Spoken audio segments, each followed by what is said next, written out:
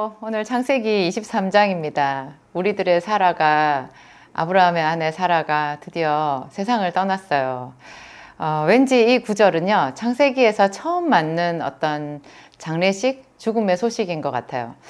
사라는 다른 그 앞에 아브라함 이전에 어떤 사람보다도요, 사라와 아브라함은 성경에서 집중적으로 조명을 했거든요. 그래서 제가 그런 말씀도 드린 적 있죠. 하나님이 이 한 가정에 그렇게 시시콜콜하게 관심을 가지냐고요. 그 한 가정에 그들이 뭐 결혼을 하고 또 뭐 이렇게 어디로 이동하고, 그리고 거기서 나중에 또 첩이 아들을 낳고, 거기서 또 그 첩과 그 본부인 사라 사이에 또 갈등이 생기고 또 내쫓고 막 하는 그런 이야기들이 있잖아요. 그런 이야기들을 세세하게 여기에 다 기록을 해 놓았잖아요. 어떻게 보면 이것은 한 가정사거든요. 그 가정사를 자세히 이렇게 들여다보는 것, 이게 처음에 제가 성경을 봤을 때는 참 신기했었어요. 물론 이제 그 사람들이 성경의 어떤 믿음의 조상이고 하나님께 택함을 받은 대단한 사람들이긴 하지만, 그래도 이게 그 사람들의 어떤 사생활이잖아요. 사생활. 그래서 좀 부끄러운 부분들도 많이 나오고, 그들의 실수도 있는 그대로 리얼하게 이렇게 조명이 되잖아요. 이런 것이 성경에 기록이 되어 있다라는 것이 저는 처음에 참 신기했었는데요. 여러분들도 그런 관점에서 이 성경을 새롭게 이해를 하면 여러 가지 유익이 있어요. 예를 들면 여러분들이 개인적으로 가지는 자기만 아는 어떤 아픔이나 자기 가정사의 갈등이나 뭐 그런 것들 있잖아요. 집안 문제나 뭐 내적인 고민, 이런 것에 대해서 하나님이 모르실 거라는 생각을 안 해요. 그런 사람들은. 하나님이 이렇게까지 자세히 조명해서 보시잖아요. 이 사람들은 성경에 기록이 되어 있지만 사실 기록해 놓지 않은 이 모든 대부분의 사람들에게도 하나님은 이런 관심을 갖고 있고 이런 것을 다 헤아리고 계신다라는 것을 나타내 주기도 하거든요. 게다가 이 아브라함의 가정을, 이 부부를 바라보는 성령께서 바라보시는 그 시각이 참 따뜻해요. 따뜻해요. 파괴자도 아니시고 군인처럼 이렇게 호령하시지도 않고요. 인격적으로 그들과 교제하면서 적당히 거리를 두되 정말 세밀하게 알고 계시고, 계신 듯 안 계신 듯 이렇게 참견하시고 바로잡아 가시고 그러잖아요.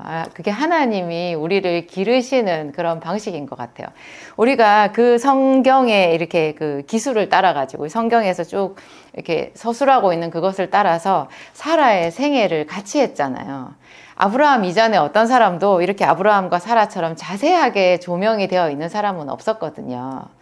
그런 면에서 우리가 이 사라의 죽음에 대해 좀 이렇게 감정이입이 될 수 있는 거예요. 저도 그랬어요. 사라가 127세, 우리들보다는 훨씬 오래 살기는 했는데요. 그래도 127세, 90세의 아들 이삭을 낳았으니까요. 그 아들이 우리나라 나이로 38세? 뭐 37세, 38세 되었을 때 이제 생애를 마감했다는 뜻이잖아요. 또 그리고 그때까지 이삭이 결혼을 하지 않았기 때문에 손자는 보지 못했고, 사라가 향년을 다 했구나, 이런 거 보면서 이렇게 마음이 좀 숙연해지는 것 같아요. 좀 숙연해지고, 그리고 이게 죽은 장소가 이제 헤브론 기럇 아르바라고 나오잖아요. 근데 그 뒤에 23장은요, 또 다른 어떤, 이건 뭐지? 이렇게 물음표를 달 수가 있는 게요. 이게 지금 땅을 매수하는 장면이거든요. 이제 자기 아내가 죽고 나니까, 아브라함이 땅을 사서 그 땅에다가 매장을 하고 싶어 해요. 본래, 아브라함은, 유목민이잖아요. 이렇게, 이동을 하면서 장막에 거하고 어떤 고정된 건축물에 이렇게 거하는 사람이 아니고요. 농경사회가 아니고 양을 치잖아요. 그러니까 이동을 하는 거예요. 그래서 정처가 없죠, 사실은 어떻게 보면. 그런데 이 아브라함이 생각한 것 같아요. 이게 약속의 땅에 자기들이 왔잖아요. 하나님께서 너와 내 자손에게 주리라 하신 그 땅에 와서 그 땅에서 자기와 함께 고락을 했던 아내가 숨을 거둔 거예요. 이 아내의 무덤만큼은 자기 땅에 이렇게 모시고 싶었던 것 같아요. 자기 땅에 묻고 싶었던 것 같아요. 그래서 그 아내를 항상 기념하고 어떤 그런 간절한 마음 아니었을까요? 하나님의 약속을 믿는 간절한 마음, 아주 작은 그 믿음의 실현이기도 한 것 같아요. 그러니까 하나님이 너와 내 자손에게 이 땅을 주리라 한 그것을 자기가 믿음으로 받아들인 거죠. 아브라함과 사라가 이 땅에 왔을 때는 이 땅에는 이미 다 주인이 있었어요. 주인이 있었어요. 우리는 요새 이렇게 하나님께 기도할 때 우리 시대에 예를 들어서 하나님이 나한테 저 건물을 주신다. 내가 네 눈에 보이는 저 큰 빌딩 저거를 내가 너한테 주겠다. 이렇게 말하면 우리는 아브라함 같이 행동할 수 있을까요? 그 하나님이 주시겠다라고 말한 그 빌딩이나 그 땅이 지금 누군가 다른 사람의 소유잖아요. 그걸 인정해 줘야 돼요. 하나님이 하나님의 때에 우리에게 주실 거거든요. 아브라함은 그거를 다 인정한 거예요. 그래서 아브라함이랑 같이 살았던 그 헷 족속이나 아모리 족속한테 있죠. 자기가 하나님께 받았던 그 약속을 말하고 다니지 않았어요. 그러니까 그것은 하나님과 자기 사이의 이야기니까, 하나님이 이루실 일이니까. 지금 현재로는 그 땅은 헷 족속의 땅이고 아모리 족속의 땅이잖아요. 그거를 있는 그대로 인정해 주는 거예요. 그러니까 어떤 면에서 보면 하나님은 나에게 약속하셨어도 지금 내 형편에서는 눈에 보이는 것도 없고 잡히는 것도 없고 아무것도 없어요. 그렇지만 땅 한 평 없는 그곳에서 아브라함은 하나님을 벗삼아서 그 위험을 무릅쓰고 뭐 어떤 그 아비멜렉이나 이런 사람들한테, 블레셋 사람들한테 고통을 당하기도 했잖아요. 그리고 자기 자식도 이제 있는데 자기 자식에게 물려줄 땅도 없고 자기 자식도 그 땅을 떠돌아 다녀야 돼요. 언제 하나님이 어떻게 일해 주실지를 전혀 모르는 거예요. 근데 이런 상황에서 아브라함이 이제 행동으로 옮긴 거죠. 땅을 사서, 묘지를 사서 거기에 아내 사라를 장사하리라. 이것을 하나님은 참 기쁘게 보신 것 같고요. 이게 성경 역사적으로 큰 의미가 있는 거예요. 하나님이 약속으로 주실 땅에 아브라함이 최초로 자기 돈으로 그 땅의 매장지를 산 거예요. 그래서 어떻게 보면 그 땅 하나 산 거 뭐 그게 큰 일이겠어요. 근데 23장 전체 이 장절을 다 이 땅을 사는 그 일에 할애를 해가지고 뭐 에브론 사람들하고, 그러니까 헷 사람하고 나누는 대화까지 여기에 다 좀 지루할 정도로 있잖아요. 다 이렇게 빠지지 않고 기록을 해놓은 거예요. 여기서 또 우리가 눈여겨볼 수 있는 게요. 이 헷 사람들이 아브라함을 부르는 호칭이에요.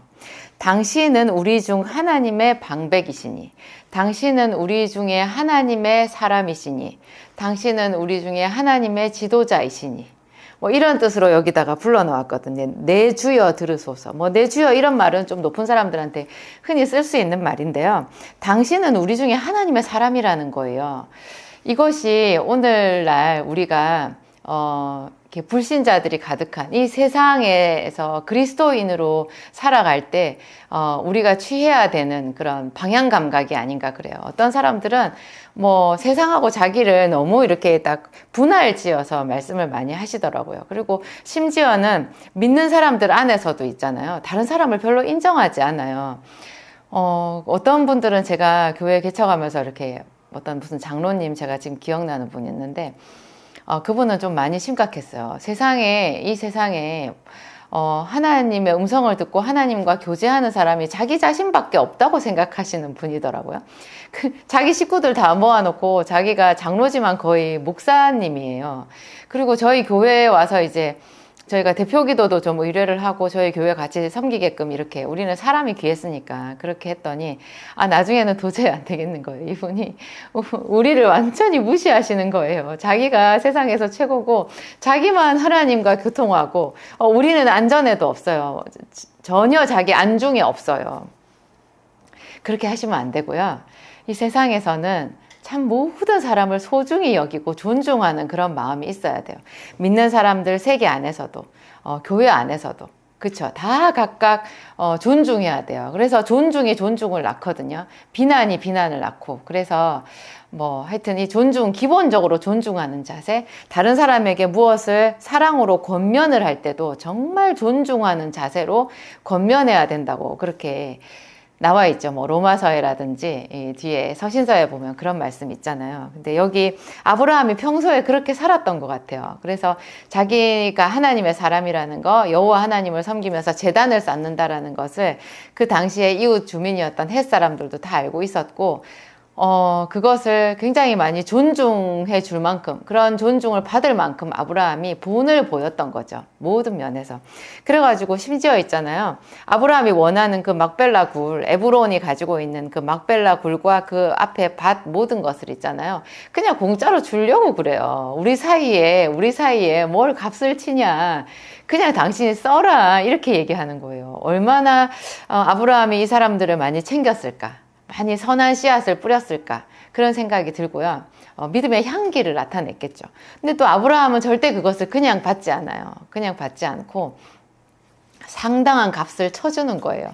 그래서 저희 목사님과 제가 성도들 신방할 때 우리 성도들 식당 운영하시는 분한테 레스토랑 운영하시는 분들이 있었거든요. 거기 가서 우리가 공으로 먹지 않았어요. 그거 못 하겠더라고요. 우리를 잘 섬기면 당신이 복을 받는다. 그렇게 말씀하시는 목사님들도 있는데 그것은 또 그 목사님의 어떤 그 나름 자기 또 생각이시겠죠. 그런 확신이 있으실 거고 저는 그것까지 판단하고 싶지는 않아요. 근데 저희가 그렇게는 못 하겠더라고요. 하여튼 늘 이렇게 주는 마음, 그죠? 남의 것을 공으로 취하지 않는 것, 그리고 피차 사랑의 빚 위에는 아무 빚도 지지 말라고 했잖아요. 그런 게 참 중요한 것 같아요. 빚지지 않고 사는 거, 공으로 먹지 않는 거. 뭘 하나 받으면 정말 최선을 다해서 더 많이 내가 사랑으로 또 기도로 돌려주고 하는 그런 마음이 있어야 되는 것 같고요. 하여튼 그런 선한 그 과정을 통해서 아브라함이 이 에브론에 있는 이 막벨라 굴을 샀어요. 이것이 정말 큰 그 믿음의 행위였고요. 나중에 이 막벨라 굴에 장사된 사람이 나중에 아브라함의 손자였던 야곱이 그 자기 자손들을 데리고 애굽에 내려가잖아요. 거기서 이제 마지막에 눈을 감거든요. 그 야곱의 마지막 장면, 야곱이 세상을 뜨는 그 장면은 제가 이제 창세기 안에 나오니까 나중에 할 텐데요. 참 은혜스럽고 장엄해요. 정말 장엄해요. 성경은 어떤 감정의 이입 없이 정말 차분하게 무덤덤하게 그 이야기를 말하는 것 같아도 그것이 성경의 매력인 것 같아요. 성경이 무덤덤하게 말을 하기 때문에 내가 그걸 읽을수록 읽을 때마다 그 속에서 막 이렇게 샘솟는 감동이 있어요. 야곱, 믿음의 사람 야곱이 내가 너를 반드시 애굽 땅에서 다시 약속의 땅으로 불러올 것이라고 그렇게 하나님이 약속해 주셔가지고 자기 아들 요셉이 있는 애굽 땅으로 내려갔거든요. 야곱은 가나안 땅을 지금 가뭄이 극심해서 먹을 양식이 없는 그런 상태였음에도 애굽에 곡식이 있는 애굽에 그것도 자기 아들 요셉이 거기서 국무총리로 있다는 소리를 듣고서도 선뜻 내려가지 않을 만큼 이 땅에 대한 집착이 있었어요. 그것은 하나님의 약속에 대한 집착이었는데요.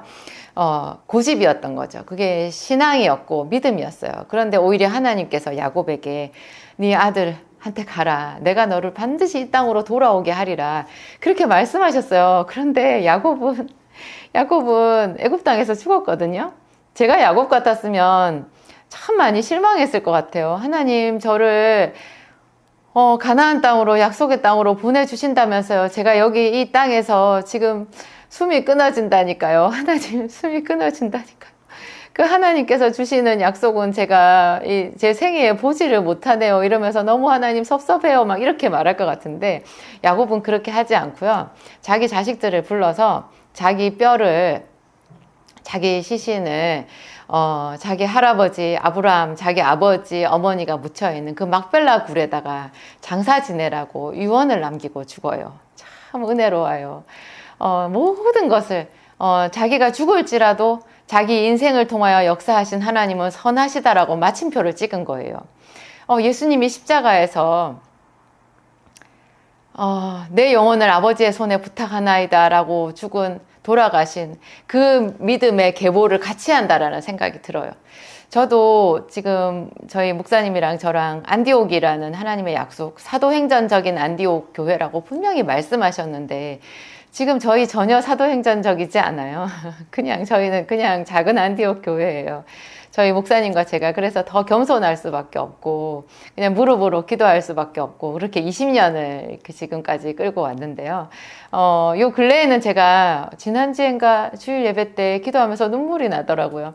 하나님, 제 생전에 하나님께서 말씀하신 그 예배 중에 그렇게 강력한 성령의 임재, 제가 본 것보다 더 크게, 더 강력하게 각 사람이 하나님의 음성을 듣고 그 만져주심을 경험하는 그런 거룩한 예배, 성령의 임재가 충만한 그런 예배를, 그런 예배를 제가 볼 수 있을까요? 저희 교회도 나름 성령 충만한데요. 성경에서 말하는 그 안디옥의 충만함 같지는 않아요. 근데 분명히 하나님이 그런 충만함을 얘기를 하셨거든요. 그런데 아직까지 제 눈에, 그런 것 같지는 않은 거예요. 거기까지 미치지는 않은 것 같아요. 근데 그런 생각이 들면서 마음이 좀, 내가 죽기 전에 볼 수는 있으려나, 막 이런 생각이 들면서 살짝 눈물이 나려고 하다가요. 얼른 제가, 이런 거는 자기 연민이야. 그리고 눈물 닦았어요. 하나님이 하시지. 하나님이 선하시죠. 그분이 자기의 때, 자기의 일을 하시는 거지. 그거를 제가 뭘 어쩌고 그러면 제가 하나님보다 더 선한가요? 그건 아니잖아요. 하여튼, 이게 아브라함이 자기 아내 사라를, 오직 아들, 약속의 아들, 이삭 하나만 둔 상태에서 아내를 떠나보냈잖아요. 이때 그 아브라함의 마음이 어땠을까? 보이지 않는 하나님을 더 신뢰하고 그의 믿음이 더 빛났을 것이다. 저는 그런 생각이 들어요. 나중에 이제 이 헤브론이 또 이 지명적인 또 지명을 따라가면 은혜가 많거든요. 이것이 여러분 그 유명한 갈렙 있잖아요. 눈의 아들 여호수아와 함께 했던 여분네의 아들 갈렙, 여호수아서에 나오잖아요. 우리 유명한 찬양 있죠. 이 산지를 내게 주소서. 주께서 그날에 내게 말씀하신 이 산지를 내게 주소서. 그 주인공이 갈렙이잖아요. 그때 그 갈렙이 취했던 그 산지가 바로 이 막벨라 굴이 있는 여기 헤브론인 거예요. 그리고 이 헤브론이 나중에 그러니까 유다 지파의 땅이죠. 왜냐하면 갈렙이 유다 족속이었으니까요. 유다 지파였으니까. 그래서 이게 유다 족속의 땅으로 내려가다가 나중에 유다 지파에서 이제 왕이 된 다윗이 유다의 대표로 유다의 왕으로서 7년 동안 치리했던 곳이 헤브론이기도 해요. 참 이 믿음의 계보를 따라가는 거요. 그 참 은혜가 있어요. 하나님은 우리는 지금 당장 내가 30일 작정하고 40일 작정하고 혹은 1년 작정하고 그게 눈에 보이지 않는다고 하나님을 들었다 놨다 하시는 분들 많잖아요. 근데 믿음은 그런 것이 아닌 거예요. 더 우리가 하나님을 많이 알아야 되고요. 그분의 선하심에 기대야 되고, 그렇죠. 마지막 내 생명, 내 영혼을 그분의 손에 의탁드리는 그런 마음으로 그분을 찬양하는 우리들이 되어야겠죠. 기도하겠습니다. 하나님 감사합니다. 하나님 감사합니다. 아브라함이 믿었던 하나님, 그 아버지 하나님, 사라의 일생을 받으셨던 하나님, 막벨라 굴을 아브라함이 돈 주고 샀을 때 그 현장에 계셨던 하나님, 그것을 너무나 기쁘고 흐뭇하게 바라보시고 그 현장에서 동행해 주셨던 바로 그 하나님이 오늘날 우리의 아버지 하나님이십니다. 예수 그리스도의 모습으로 이 땅에 오신 바로 그 하나님이십니다. 예수님이 이 땅에 오셨습니다. 우리를 위하여 죽으셨고 우리를 위하여 부활하셨습니다. 우리에게 또 다른 보혜사이신 성령을 보내셨습니다. 그래서 우리가 어디서 기도하든지 하나님의 음성을 들을 수 있고 하나님 더 직통으로 하나님께 우리의 간절함을 아뢰어 드릴 수 있는 길을 열어놓으셨습니다. 아버지, 우리는 은혜와 성령의 시대에 살고 있습니다. 감사합니다.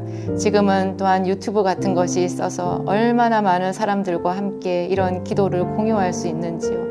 우리 아버지 하나님, 로마의 길을 통하여 바울이 복음을 전했던 것처럼 오늘 이 시대에는 이런 유튜브 같은 채널을 통하여서 또 많은 주의 자녀들이 함께 교통하고 함께 기도하며 주의 이름을 부를 수 있습니다.